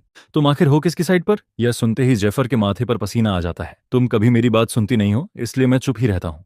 उधर बैक गार्डन में मैं अपनी फॉर्मर सिस्टर इन लॉ यारा की तरफ देखता हूँ। मुझे पहले से अंदाजा था कि वह क्या कहने वाली है, और सच में अगले ही पल यारा पूरे 90 डिग्री तक झुक जाती है। केन, केन, मुझे माफ कर दो, मेरी सिस्टर की तरफ से। मैं लंबी सांस छोड़ता हूँ। मुझे पता था कि उसका इरादा बुरा नहीं है। उठो, तुमने कुछ गलत नहीं किया। मुझे सेराफिन ने पाला है, इसलिए मैं किसी भी इंसान से बेहतर जानती हूँ कि उसके लिए पावर कितनी महत्वपूर्ण है। लेकिन मैंने कभी नहीं सोचा था कि बात यहाँ तक पहुंच जाएगी। मैं सिर हिलाता हूँ। बस करो, जो हो गया वह हो गया, अब वापस नहीं जा सकते। लेकिन यारा और ज्यादा सिर झुका लेती है। फिर वह कहती है, केन, मैं रेन और नॉक्स की तरफ से भी माफी मांगना चाहती हूँ। यह सुनकर मैं पूरी तरह चुप हो जाता हूँ। क्या यह लड़की पैदा ही माफी मांगने के लिए हुई है? जिस पर मेरे चेहरे पर हल्की मुस्कान आ जाती है। ठीक है, अगर माफी मांगनी है तो थोड़ी सिंसियरिटी भी दिखाओ। यारा का एक्सप्रेशन बदल जाता है। मुझे बताइए क्या करना है, मैं कर दूंगी। मैं मजाक में कह देता हूँ। तो फिर आज से यहीं रहो और कभी वापस मत जाना। कर सकती हो? लेकिन अगले ही पल यारा सिर उठाकर गंभीरता से कहती है, क्या मैं पहले वापस जाकर सबसे ठीक तरह से विदा ले सकती हूँ? यह सुनते ही मैं लगभग खांस पड़ता हूँ। अरे यार,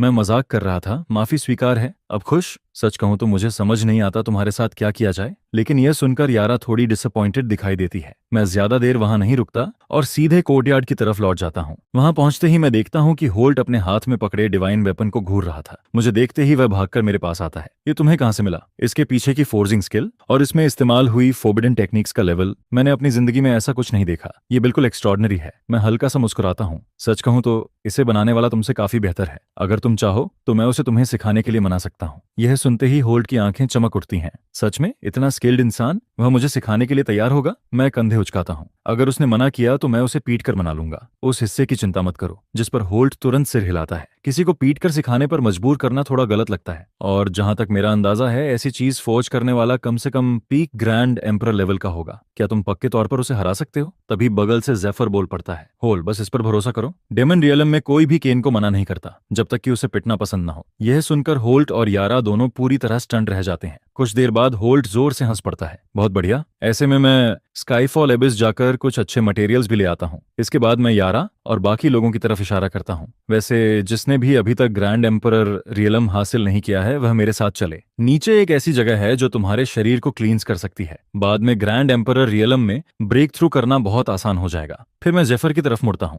जेफर, तुम्हारे पास क्रेग का सोल मैसेज मार्क होना चाहिए। उसे मैसेज भेजो, उसे यहाँ बुलाओ और कहो कि एक फॉर्जिंग रूम बनाने में मदद करे। बोलना ये मेरी रिक्वेस्ट है। जिस पर जेफर तुरंत सिर हिला देता है। इसके बाद मैं चारों को लेकर वहां से निकल जाता हूँ। कुछ समय बाद जेफर सोल मैसेज जेड निकालता है। हे क्रेग, मैं क्रेग बोल रहा हूँ। और फिर से तुम? बहुत बढ़िया, बाय। रुको रुको, क्या इस बार मैं तुम्हें नहीं बुला रहा हूँ? तो फिर कौन बुला रहा? हाँ, रहा है।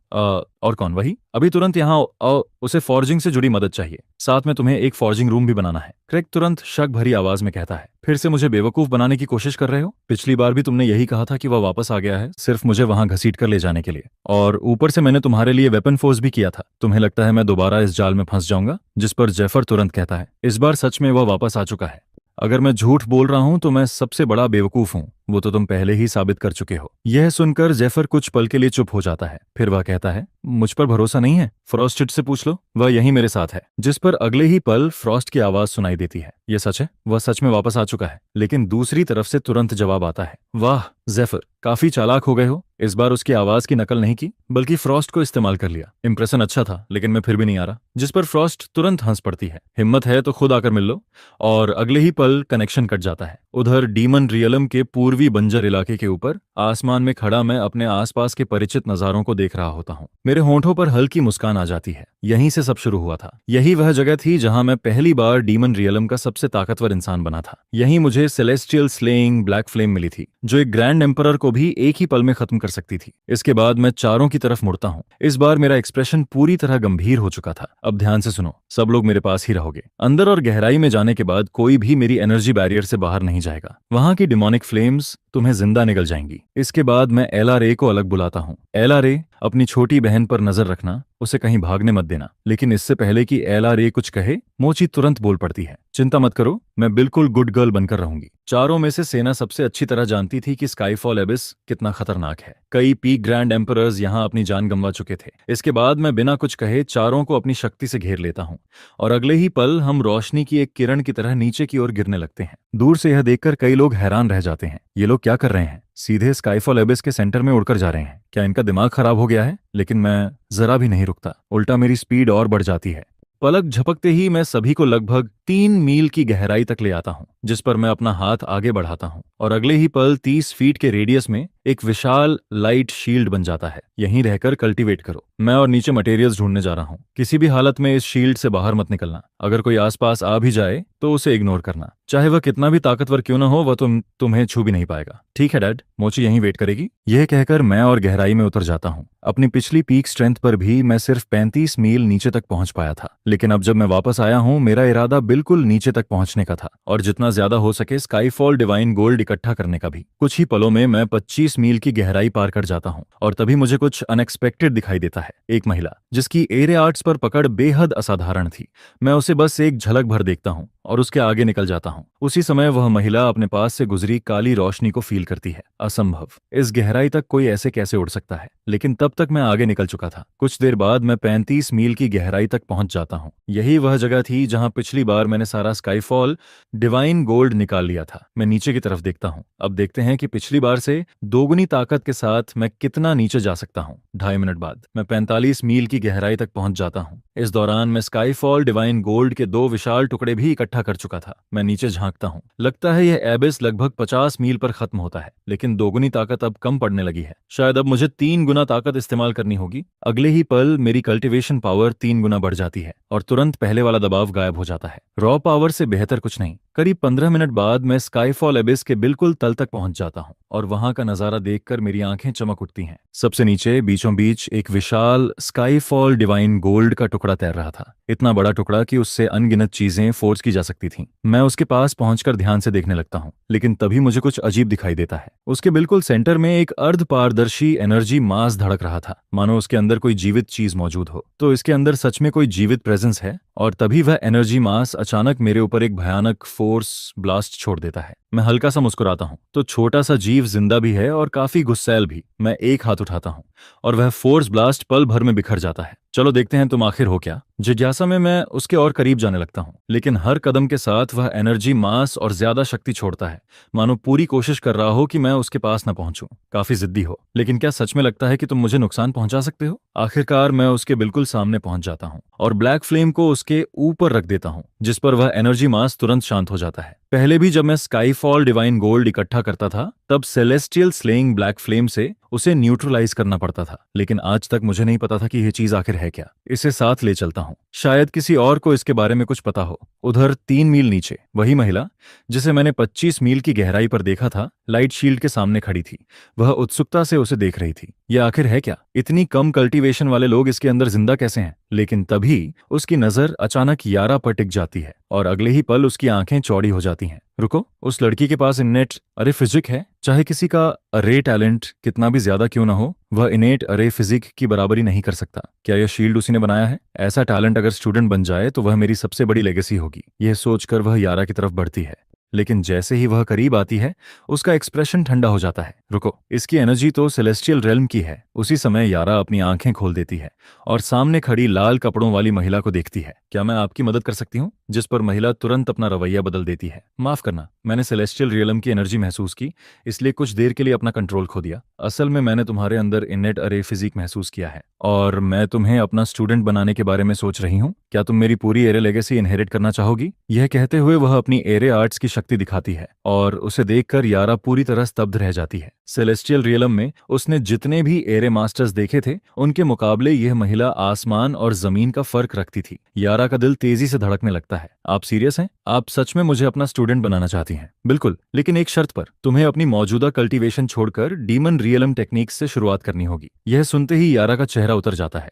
लेकिन तभी एलारे तेज आवाज में उसे पुकारती है। यारा कुछ देर सोचती है। क्या केन के वापस आने तक इंतजार कर सकती हैं? वह कब लौटेगा? और यह शील्ड क्या तुमने बनाया है? वह किसी काम से गए हैं, जल्दी ही वापस आ जाएंगे। और शील्ड उनकी बनाई हुई है? यह सुनते ही लाल कपड़ों वाली महिला चौंक जाती है। इतना असाधारण अरे उसने अपनी जिंदगी में कभी नहीं देखा था।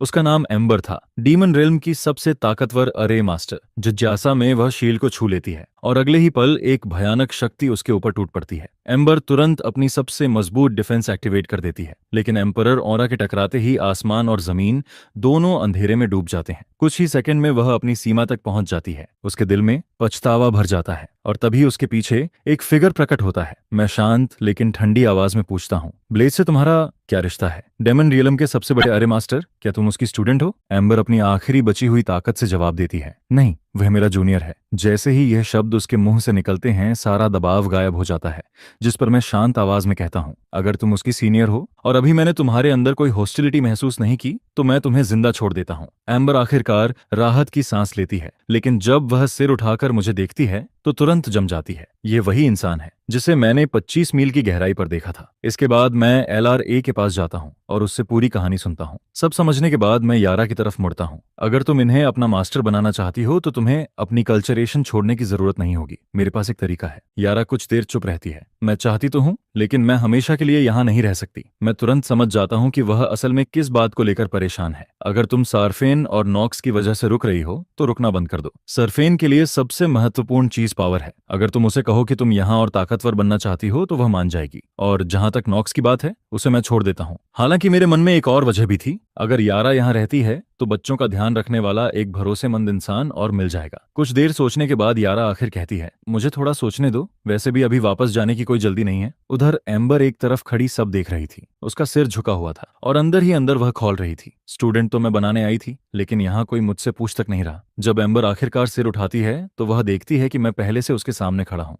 हम शैडो सिटी की तरफ जा रहे हैं, साथ चलोगी? जिस पर एम्बर तुरंत सिर हिलाकर हाँ कहती है। और मेरी राय में तुम्हारी अरे आर्ट्स उस बूढ़े ब्लेड से कहीं ज्यादा पावरफुल हैं। फिर उसने कभी तुम्हारा जिक्र मुझसे क्यों नहीं किया? जिस पर वह हल्की मुस्कान के साथ कहती है, तुम्हें अब तक पता चल ही गया होगा, मेरा जूनियर हमेशा स्पॉटलाइट में रहना पसंद करता है। उसे डर रहता है कि कहीं मैं डीमन रियलम की नंबर 1 अरे मास्टर वाली उसकी पोजीशन न छीन लूं, इसलिए वह मेरे बारे में कभी किसी से कुछ नहीं कहता। इसके बाद वह आगे कहती है, वैसे भी मैं हमेशा अपनी रिसर्च में इतनी बिजी रही कि फेम की कभी परवाह ही नहीं की। यह सुनकर मैं पूरी तरह स्पीलेस रह जाता हूँ। वह बेशर्म बूढ़ा आदमी मेरी सोच से भी ज्यादा खराब निकलता है। आधे घंटे बाद मैं शैडोवेल सिटी के कोर्टयार्ड में वापस पहुंचता हूँ। जैसे ही मेरी नजर क्रेग पर पड़ती है, मेरे चेहरे पर तुरंत मुस्कान आ जाती है। क्रेग, तुम सच में आ गए? जिस पर क्रेग कहता है, सच कहूं तो मुझे अभी तक यकीन नहीं हो रहा। शुक्र है फ्रॉस्ट ने खुद मुझे सोल मैसेज भेजा, वरना मैं ये सब मिस कर देता। फिर जेफिर बोलता है, मैंने इस जिद्दी बूढ़े आदमी को बताया था कि तुम वापस आ गए हो, लेकिन यह किसी भी हालत में यकीन करने को तैयार नहीं था। जिस पर क्रेग पूरी मासूमियत से कहता है, तुम्हें नहीं पता जेफिर कितनी बार झूठ बोल चुका है। मेरे पास कोई और ऑप्शन ही नहीं था। यह सुनकर मैं ऑकवर्ड तरीके से हंस देता हूँ। तभी मोची दौड़ती हुई आती है। डैड, ये कौन है? मैं जवाब देता हूँ, इनका नाम क्रेग है, ये मेरे पुराने दोस्त हैं, तुम इन्हें जो चाहो बुला सकती हो। लेकिन मेरी बात पूरी भी नहीं होती कि मोची सीधे क्रेग की तरफ मुड़कर जोर से चिल्लाती है, ग्रैंडपा क्रेग। जिस पर मैं पूरी तरह चुप हो जाता हूँ, जबकि क्रेग भी बुरी तरह हक्का बक्का रह जाता है। ये तुम्हारी बेटी है? साइड में खड़ी एलरा भी तुरंत बोल पड़ती है। ग्रैंडपा। दोनों का ये डबल अटैक पड़ते ही क्रेग पूरी तरह ढेर हो जाता है। फिर वह जोर से हंसते हुए कहता है, हाँ हाँ हाँ, तुम दोनों कमाल हो। ग्रैंडपा क्रेग को तो ये भी नहीं पता था कि तुम लोग एग्जिस्ट करती हो। मैं तुम्हारे लिए कोई प्रॉपर गिफ्ट नहीं लाया तो इसकी भरपाई कर देता हूँ। इसके बाद वह 2 शानदार स्वॉर्ड निकालता है। ये मेरी सबसे बेहतरीन 10th टियर सोर्ड्स हैं। इन्हें ग्रैंडपा क्रेग की तरफ से वेलकम गिफ्ट समझो। मैं अपनी दोनों बेटियों की तरफ देखता हूँ जो अभी भी हिचकिचा रही होती हैं, जिस पर मैं कहता हूँ, ले लो। लेकिन तभी मेरे चेहरे पर शरारती मुस्कान आ जाती है। वैसे एक एक से काम नहीं चलेगा, अच्छी चीजें ज्यादा हों तो और बेहतर होता है ना? वे दोनों ग्रैंडपा भी फ्री में नहीं आए थे, क्यों ना 2 और मांग लें ताकि यारा और सेना को भी दे सकें। हाँ हाँ, जितनी चाहो ले लो। तुम्हारे ग्रैंडपा के पास हर चीज की भरमार है, खासकर वेपन्स की। यह सुनते ही मोची और लरा खुशी से बोल उठती हैं, थैंक यू ग्रैंडपा क्रेग। जिस पर क्रेग की मुस्कान और भी चौड़ी हो जाती है। ये देखकर फ्रॉस्ट और जेफर दोनों पूरी तरह स्टंडेड रह जाते हैं।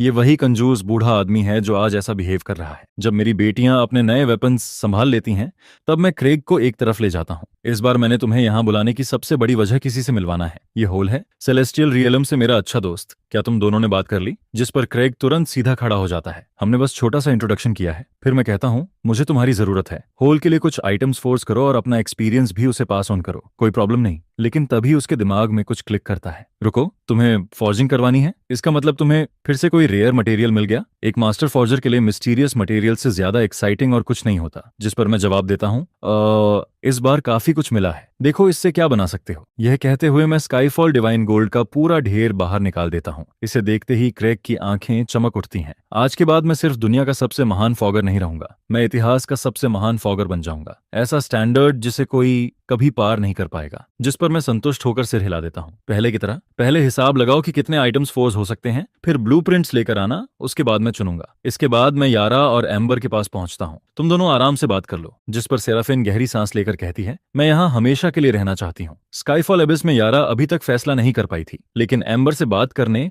और मोची से 10th टियर स्वॉर्ड मिलने के बाद उसका फैसला पूरी तरह बदल चुका था। दूसरी तरफ सेराफिन गहरी सांस लेकर तुरंत नॉक्स को सोल मैसेज भेजती है, वहां क्या चल रहा है? यारा किसी खतरे में तो नहीं है? जिस पर जवाब आता है, बिल्कुल नहीं, बल्कि इसका उल्टा हुआ है। मुझे एक ऐसा ब्रेक थ्रू मिला है जो मेरी पूरी जिंदगी बदल सकता है। केन की मदद से मैंने इनेट अरे फिजिक अवेकन कर लिया है। ये शब्द सुनते ही नॉक्स, रेन और टो वहां पहुंच जाते हैं। जैसे ही सब लोग इनेट अरे फिजिक का नाम सुनते हैं, पूरा माहौल शांत हो जाता है। क्या तुम सच कह रही हो? इनेट अरे फिजिक, क्या वो सिर्फ लेजेंड्स में मौजूद नहीं था? मैं पूरी तरह श्योर हूँ। जिस पर यारा पूरी कहानी शुरू से आखिर तक उन्हें बताती है। यह सुनते हुए सेराफीन की भौहें और सिकुड़ती जाती हैं। ये सब कुछ जरूरत से ज्यादा कन्वीनियंट लग रहा है, और ये महिला भी उसी इंसान की सीनियर निकलती है जिसे केन जानता है। जिस पर यारा कड़वी मुस्कान के साथ कहती है, ये सब केन की वजह से है, और सच कहूं तो मुझे भी ये बात हाल ही में पता चली। वह कुछ पल रुकती है। किसने सोचा था कि मेरा फॉर्मर ब्रदर इन लॉ वही legendary eternal night demon emperor निकलेगा? जिस ऊंचाई तक पहुंचने के लिए सेराफेन ने पूरी जिंदगी मेहनत की, केन तो उससे भी कहीं ऊपर से अपनी जर्नी शुरू करता है। तभी नोक्स, जो हमेशा केन की बुराई करता आया है, बोल पड़ता है, उसमें इतना खास क्या है? वह डीमन रियलम का सिर्फ एक पीक ग्रैंड एम्परर है। एक दिन सेराफेन उसे पार कर जाएगी, वह इटर्नल नाइट डीमन एम्परर के बराबर खड़ी होगी। यह सुनकर यारा के इमोशंस बेहद कॉम्प्लिकेटेड हो जाते हैं। बेहतर होगा कि वह सच्चाई न बताए, वरना सेराफीन का पूरा विश्वास उसी पल टूट जाएगा। इसलिए वह सिर्फ इतना कहती है, केन यहाँ बेहद पावरफुल है। जिस पर नॉक्स बेचैन होकर कहता है, रुको यारा, क्या उस आदमी ने तुम्हारे दिमाग के साथ कुछ किया है? तुम उस पर इतना भरोसा कैसे कर सकती हो? यह सुनते ही यारा फट पड़ती है। मुझे अच्छी तरह पता है केन कैसा इंसान है। साफ सुन लो, अगर तुमने उसके बारे में एक और बुरा शब्द कहा तो मेरा कोई भाई नहीं है। मामला बिगड़ता देखकर सेराफिन तुरंत बीच में बोलती है, यारा शांत हो जाओ, अभी के लिए इसे यहीं छोड़ते हैं, इस बारे में बाद में फिर बात करेंगे। यह कहकर वह सोल मैसेज खत्म कर देती है, लेकिन यारा उसकी सोच समझ जाती है और तुरंत होल को मैसेज भेजती है। सेलेस्टियल रियलम में कुछ गड़बड़ है, लेकिन होल कोई जवाब नहीं देता। जिस पर नॉक्स दांत भींचते हुए कहता है, कुछ न कुछ जरूर गलत है। फिर वह कहता है, रुको मैं दोबारा कोशिश करता हूँ, शायद वह बिजी होगा। तभी पूरे समय चुप बैठा रेन अचानक बोलता है, मॉम,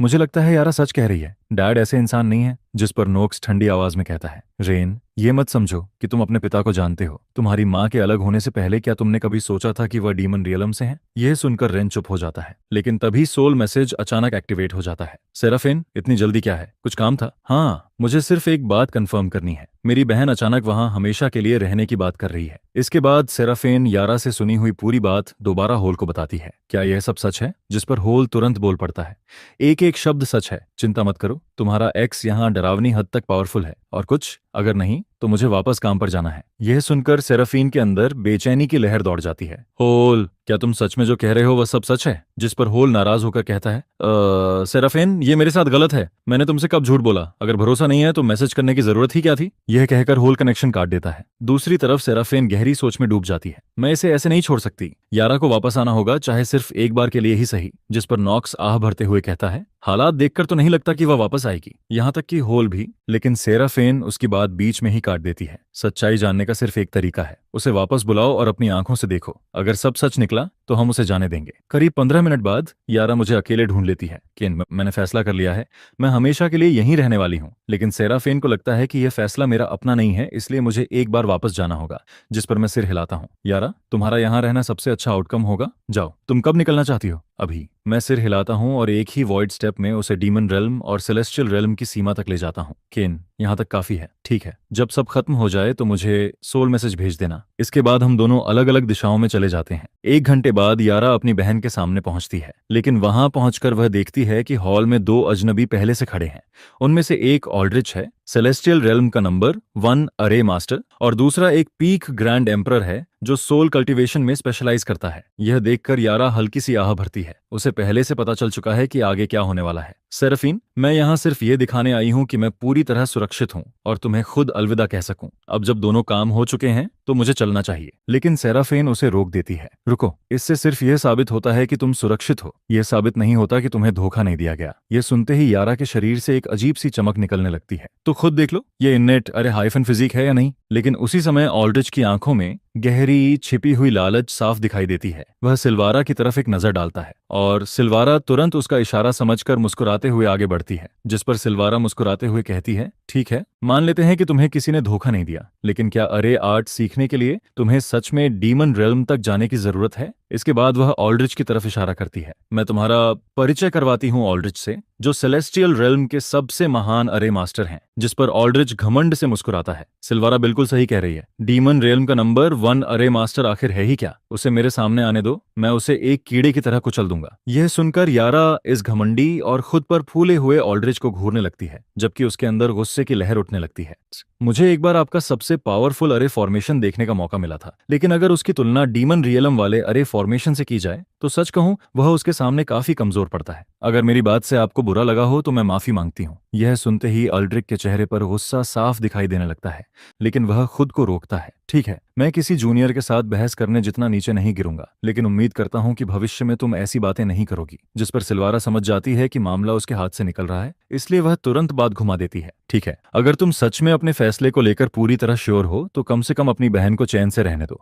क्यों ना ये एल्डर तुम्हारा सोल रीडिंग कर ले? फिर वह मुस्कुराकर पूछती है, क्या कहती हो? यारा के पास छिपाने के लिए कुछ भी नहीं होता, इसलिए वह बिना किसी हिचकिचाहट के सिर हिला देती है। कर लीजिए। जिस पर वह एल्डर आगे बढ़ता है। उसकी उंगली की नोक पर सुनहरी रोशनी की एक पतली धारा इकट्ठा होने लगती है, जो अगले ही पल सीधे यारा के दिमाग में प्रवेश कर जाती है। कुछ पल बीतते हैं, फिर एल्डर चुपचाप सिल्वारा को एक प्राइवेट सोल मैसेज भेजता है। सिल्वारा, उसकी सोल पूरी तरह साफ है। यह सुनते ही सिल्वारा का चेहरा थोड़ा सख्त हो जाता है। कुछ सेकंड की चुप्पी के बाद उसकी आंखें सिकुड़ जाती हैं। एल्डर, वही करो जो मैंने पहले कहा था। अगले ही पल एल्डर जोर से बोलता है, मैंने कंफर्म कर लिया है, तुम्हारी बहन पर एक खास सोल मैनिपुलेशन टेक्निक इस्तेमाल की गई है। यह सुनते ही यारा सब कुछ समझ जाती है, उसे सिल्वारा ने फंसाया है। जिस पर सिल्वारा तुरंत मौका पकड़ लेती है। मुझे पहले से ही कुछ गलत लग रहा था सेराफेन, हम यारा को डीमन रियलम वापस नहीं जाने दे सकते। सेराफेन की भौहें कसकर सिकुड़ जाती हैं। यारा, मुझे शुरू से ही लग रहा था कि तुम्हारे अंदर कुछ बदल गया है। कुछ समय के लिए सेलेस्टियल रियलम में ही रुक जाओ प्लीज। यह सुनते ही यारा का दिल टूट जाता है। सेराफेन, तुम मेरा दिल तोड़ रही हो, क्या तुम्हें भी मुझ पर भरोसा नहीं है? जिस पर सारा तुरंत बीच में बोल पड़ती है, क्या अपनी बहन से ऐसे बात करते हैं? तुम्हें समझना चाहिए कि वह सिर्फ तुम्हारे भले के लिए यह सब कर रही है। यही वह आखिरी बात होती है जो यारा को पूरी तरह भड़का देती है। सिल्वारा, मैं बहुत पहले से तुम्हें बर्दाश्त कर रही हूँ। मेरी बहन और केन के अलग होने में तुम्हारा पूरा हाथ था, और अब तुम हमारे बीच भी दरार डालने की कोशिश कर रही हो। आखिर तुम्हारा मकसद क्या है? यह सुनते ही सारा का चेहरा काला पड़ जाता है। सेराफेन, यारा को देखो, वह सिर्फ कुछ दिनों के लिए डीमन रियलम गई थी और उसकी हालत देखो। अगर तुमने उसे वापस जाने दिया तो बाद में पछताओगी। जिस पर यारा अपना सारा गुस्सा बाहर निकाल देती है। तुम्हारी हिम्मत कैसे हुई ये कहने की कि मेरा सोल मैनिपुलेशन हुआ है? शायद तुम्हारे पूरे परिवार का हुआ होगा। यह सुनकर सेराफिन पूरी तरह जड़ हो जाती है। उसने कभी यारा को इस हालत में नहीं देखा था। यारा, तुम्हें सुनाई भी दे रहा है कि तुम क्या कह रही हो? जिस पर यारा बिना झिझक जवाब देती है, मुझे सब साफ सुनाई दे रहा है, क्योंकि आज से ज्यादा क्लियर माइंडेड मैं अपनी पूरी जिंदगी में कभी नहीं रही। इसके बाद वह मोची द्वारा दी गई स्वॉर्ड निकाल लेती है। अब मुझे समझ में आता है कि केन कैसा फील करता होगा। फिर वह स्वॉर्ड सीधा सिल्वारा की तरफ तान देती है। खुशकिस्मत हो कि मेरे पास केन जैसी पावर नहीं है, वरना आज तुम्हारा आखिरी दिन होता। जिस पर सारा तुरंत मासूम बनने का नाटक करती है। सेराफिन, तुम्हारी बहन पूरी तरह किसी स्पेल के असर में है, हमें इसे यहीं रोकना होगा। सेराफिन अपनी बहन को देखती है, जो अब उसे किसी अजनबी की तरह लगने लगी थी, और एक बार फिर वह सिल्वारा की बात पर विश्वास कर लेती है। वेपन नीचे रख दो, वरना जो आगे होगा उसके लिए मुझे दोष मत देना। ये शब्द यारा को पूरी तरह तोड़ देते हैं। अगले ही पल वह अपनी स्वॉर्ड अपनी ही गर्दन पर रख देती है। ठीक है, तुम लोग मुझे यहाँ रोकना चाहते हो, है ना? तो आज मैं यहीं मर जाती हूँ। यह देखकर सेराफिन के चेहरे का रंग उड़ जाता है। उसने कभी नहीं सोचा था कि उसकी अपनी बहन इतना बड़ा कदम उठा सकती है। वह कुछ करना चाहती है, लेकिन यारा सेक्रेड किंग रेल्म की कल्टीवेटर होती है, और उसके हाथ में वह भयानक सोड भी होती है। उसकी बांह का एक छोटा सा झटका सब कुछ खत्म कर सकता है। यारा, प्लीज शांत हो जाओ, हम बात करके इसे सुलझा सकते हैं। जिस पर यारा ठंडी आवाज में कहती है, अब कहने के लिए कुछ नहीं बचा, मेरी जिंदगी मेरी है, उसका फैसला भी मैं ही करूंगी। तभी नोक्स, जो अब तक यारा के जाने के खिलाफ था, अचानक आगे बढ़ता है। सेराफिन, मत हिलो, मैं यारा को सबसे ज्यादा जानता हूँ। मैं भी चाहता हूँ कि वह यहीं रहे, लेकिन इस तरह नहीं। सेराफिन के अंदर इमोशंस का तूफान चल रहा होता है। काफी देर बाद वह गहरी सांस छोड़ती है। ठीक है यारा, जाओ। जाने से पहले यारा आखिरी बार अपनी बहन की तरफ देखती है। मैं इस दरवाजे से बाहर जा रही हूँ और फिर कभी वापस नहीं आऊंगी। अगर तुम अभी भी मुझे अपनी बहन मानती हो तो मेरी बात पर विश्वास करो। सारा पर भरोसा नहीं किया जा सकता। इसके बाद वह सिल्वारा की तरफ मुड़ती है और उसे जलती हुई नजरों से घूरती है। मेरा इंतजार करना, जब मैं काफी स्ट्रांग हो जाऊंगी तो तुम्हारे लिए वापस आऊंगी। यह कहकर यारा एक टेलीपोर्टेशन अरे एक्टिवेट करती है, और अगले ही पल उसकी आकृति हवा में गायब हो जाती है।